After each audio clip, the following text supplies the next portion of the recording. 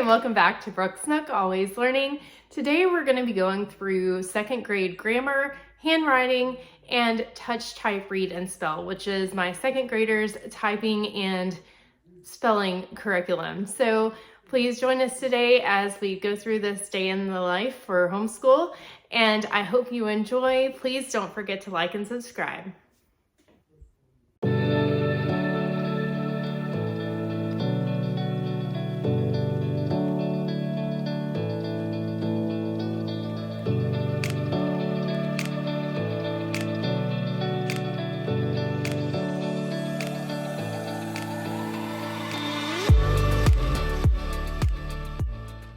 So as I said before in our unboxing second grade curriculum video, which I'll link below, we are using this handwriting curriculum from the Zaner Blosser, I hope I'm saying that right.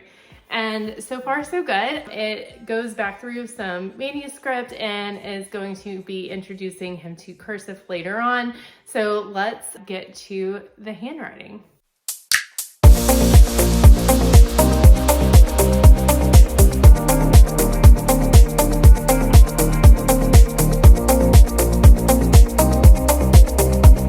Write a sentence about your favorite month. My favorite month is December because it's December. Snow. Okay. Why is December your favorite month? Because it snows in December, and is that the only reason? Oh yeah, because it's also close to Christmas. And what else is it close to? My birthday. Yeah. So, what do you think would be a good sentence to write? December is my favorite month because my birthday is before Christmas. That's a great sentence. I like that. Okay.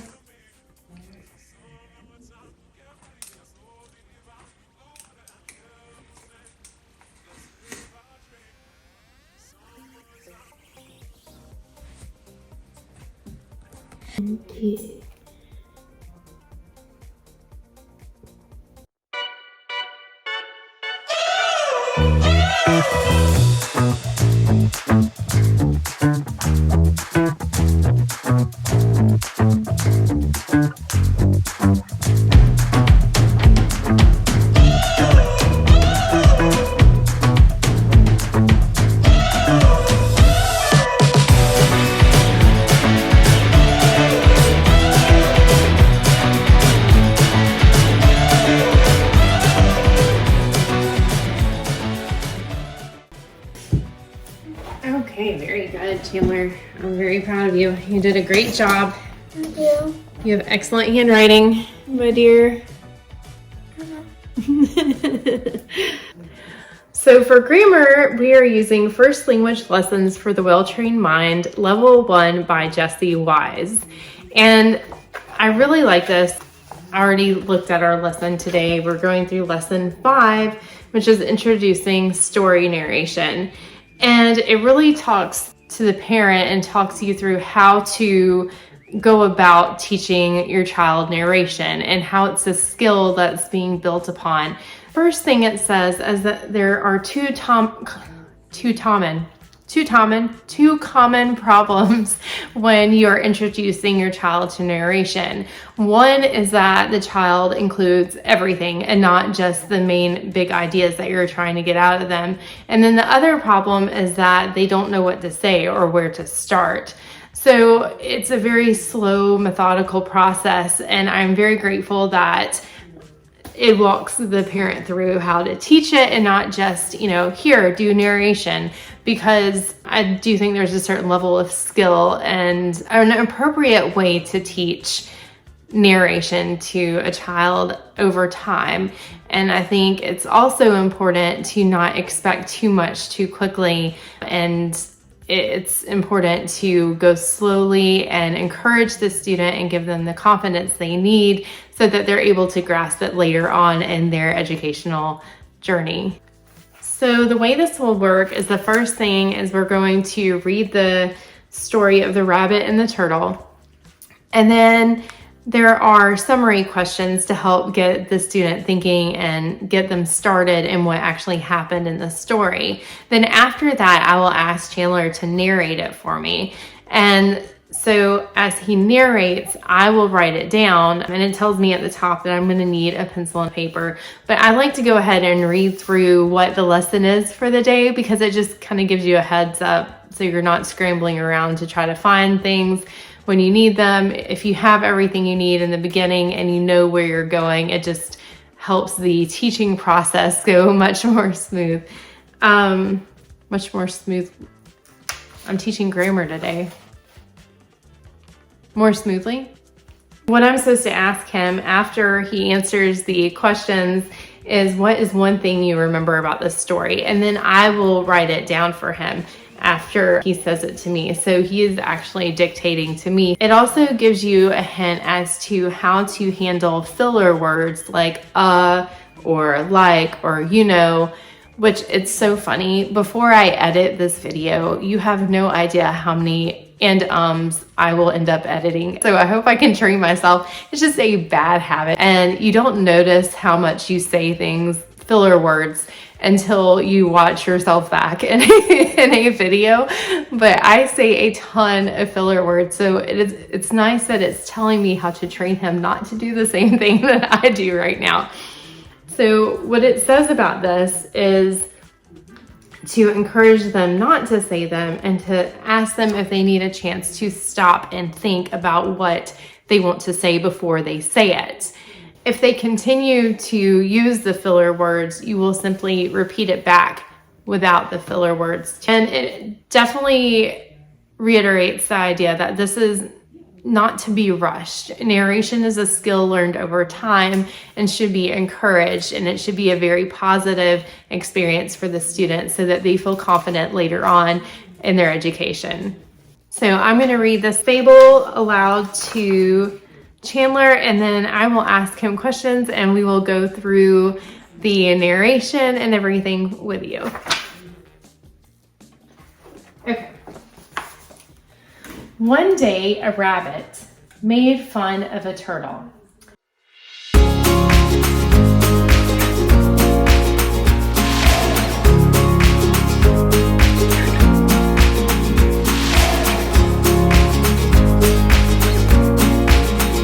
Remember, it is much better to be slow and steady than to be fast and lazy. Moral: slow and steady wins the race. Okay, so I'm going to ask you some questions and I want you to answer, okay? What did the rabbit and turtle decide to do? Right. Okay, but in a complete sentence. The turtle and the rabbit decided to race and see who's faster. Very good. Who watched the race for them? The fox. The fox watched the race for them. Very good. Who was winning at first? It was the rabbit. The rabbit was winning, but the turtle got ahead. That's a good sentence. I like that. Then what did the rabbit do? The rabbit got so tired from hopping and taking big leaps, he took a nap. Yeah. Sit down to rest and say. Yeah, he took a nap. Yeah. What did the turtle do while the rabbit was sleeping? It went across it and got to the finish line. Right. What is it? The turtle got across the turtle crossed the finish line. Across the finish line. Okay. What is the moral of this story? The moral is the lesson of the story. So what's the lesson of the story? It said it at the very end. Can you find it? Well, slow and steady wins the race. Yeah, slow and steady wins the race. What is one thing you remember about the story? I remember the turtle beat the rabbit. What else do you remember leading up to that? That might be important. The turtle beat the rabbit in the race. How did the turtle beat the rabbit in the race? Well, it was going slow and steady. By going slow and steady. So maybe we could say the turtle beat the rabbit in the race because he went slow and steady, right? Uh-huh. Okay, can you say it back to me again? The turtle won the race because it was slow and steady. Okay, because he went. So we're gonna say slowly and steadily because, and you'll learn more about this later, but went is a verb, and so you need an adverb to describe went, okay? Because it's doing something, you're doing something here. So the turtle won the race because he went slowly and steadily. Very good sentence, I like that. All right, now you ready to do your touch type read spell? Mm-hmm. Okay, very good. Slowly and steadily.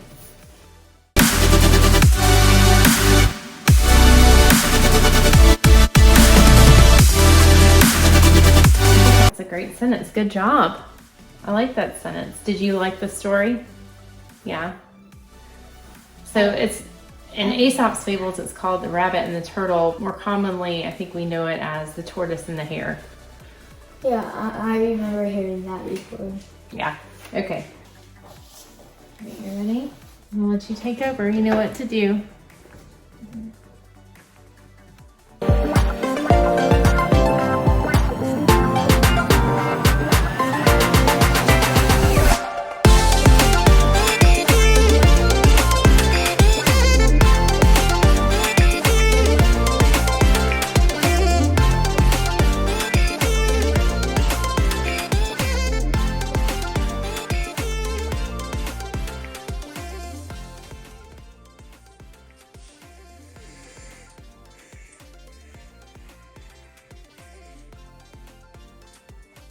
Slug.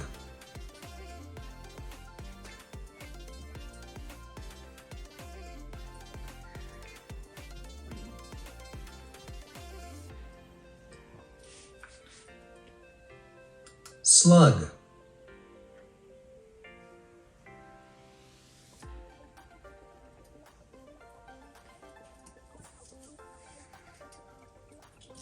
Slug.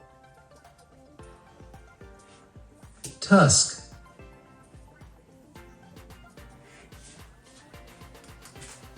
Tusk. Okay, Chandler.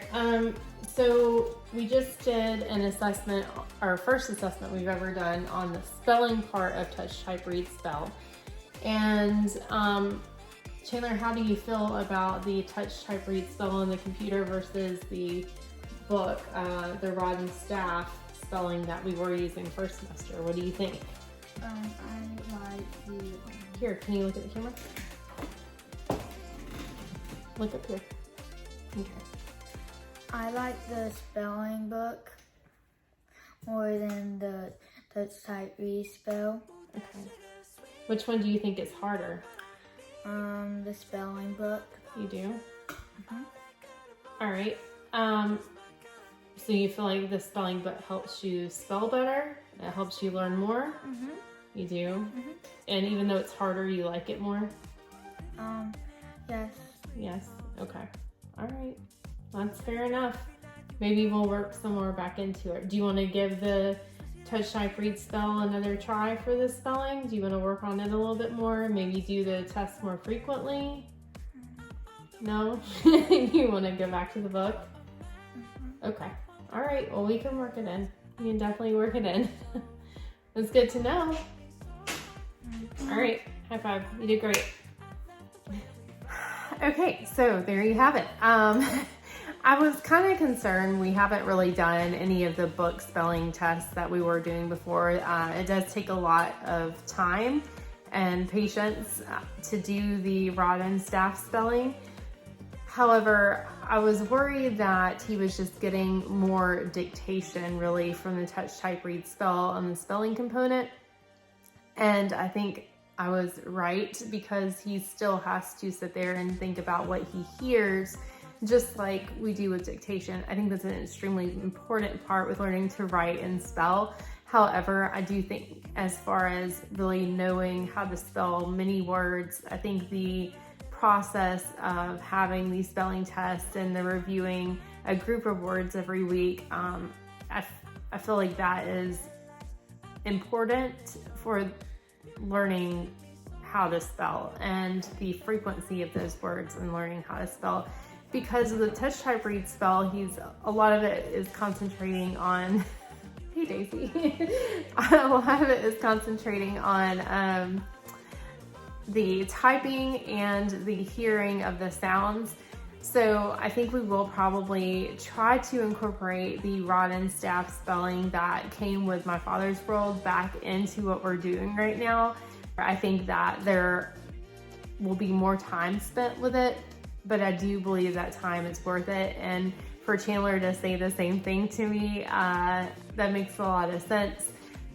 He doesn't mind that it's harder or that it's more challenging. He just wants to make sure that he's learning what he's supposed to learn. So straight from the second grader, he wants to do both actually. And I talked to him a little bit more about it, and he said he understands that he would still have to do the typing, but he wants to incorporate the book as well. So it's pretty mature for a second grader to say that, but and to be okay with more work, but that's what he wants to do, so that's what we will do.